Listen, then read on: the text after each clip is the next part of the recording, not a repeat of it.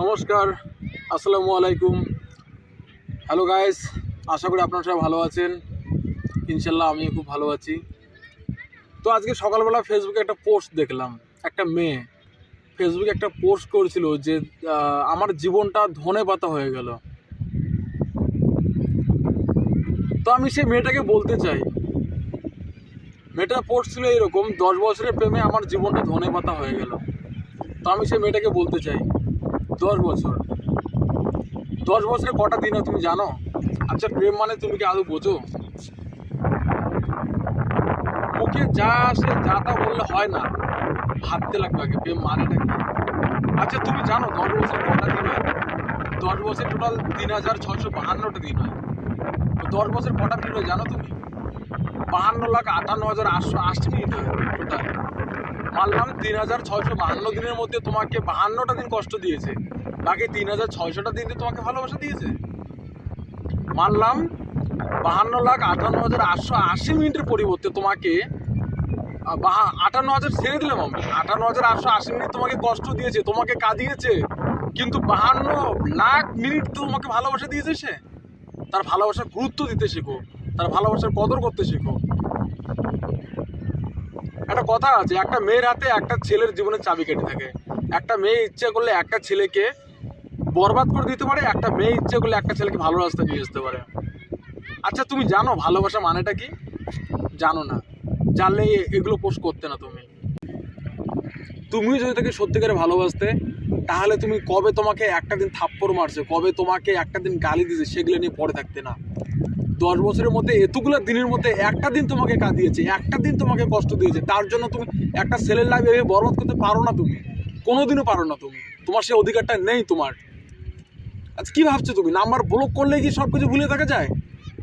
মানলাম তুমি ছেলেটার নাম্বার ব্লক করলে, 4-5টা নাম্বার দিয়ে তোমাকে ফোন করলো, রাতের পর রাত, দিনের পর দিন তোমাকে ফোন করে চলছে ছেলেটা। তুমি কি পারবে তার মন থেকে তোমাকে মুছে ফেলতে? কোনোদিনও পারবে না। তুমি হয়তো তাকে ভুলে থাকতে পারবে, কিন্তু তার মনে যে তোমার মধ্যে ভালোবাসা আছে সেটা তো কোনোদিনও বুঝতে পারবে না। তুমি সেটা কোনো কিছু করার আগে ভাবতে লাগে। মানলাম ছেলেটা দোষ ছিল, ছেলেটা ভুল ছিল। তুমি তো তাকে ভালোবাসো, তাই না? তুমি তো তাকে 10টা বছর ধরে তাকে ভালোবেসে আসছো, তো তুমি কি তাকে বুঝাতে পারো না?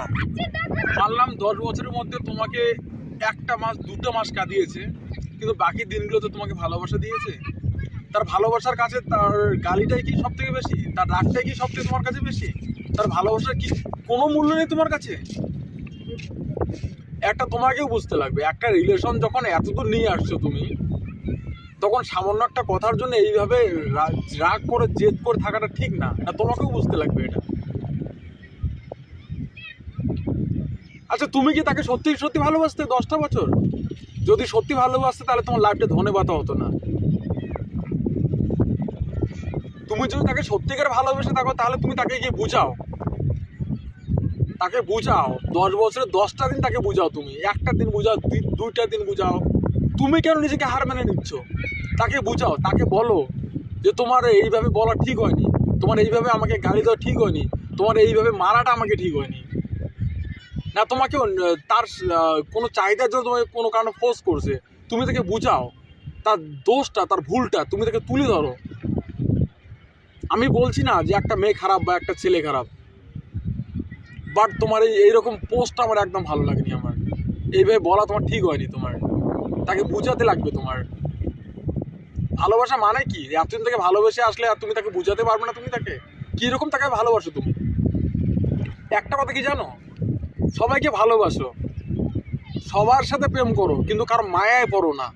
মায়ার বাঁধন এমন একটা বাঁধন যেখান থেকে তুমি কোনোদিনও বেরিয়ে আসতে পারবে না, চাইলেও তুমি বেরিয়ে আসতে পারবে না। মায়ার বাঁধন থেকে বেরিয়ে আসার দুটোই উপায় আছে। নাম্বার 1 মৃত্যু, নাম্বার 2 মৃত্যু। নাম্বার 1 তোমাকে মরতে লাগবে, তাহলে তুমি তাকে ভুলতে পারবে, তাহলে তুমি তার মায়ার বাঁধন থেকে বেরিয়ে আসতে পারবে। নাম্বার 2 হয়তো তোমাকে পাগলের বেশে ঘুরে বেড়াতে লাগবে, জ্যান্ত লাশ হয়ে। তুমি কি চাও যে তোমার জন্য কারো একটা লাইফ বরবাদ হয়ে যাক? তুমি চাও না সেটা। একটা ছেলে বা একটা মেয়ে কেউ চাইবে না যে কারোর জন্য কারো একটা লাইফ বরবাদ হয়ে যাক। আর তুমি যদি ভাবো যে নাম্বার ব্লক করে দেবো, ফোন সুইচ অফ করবো, সিম কার্ড চেঞ্জ করে নেবো, তাহলে কি তুমি তাকে বলতে পারবে?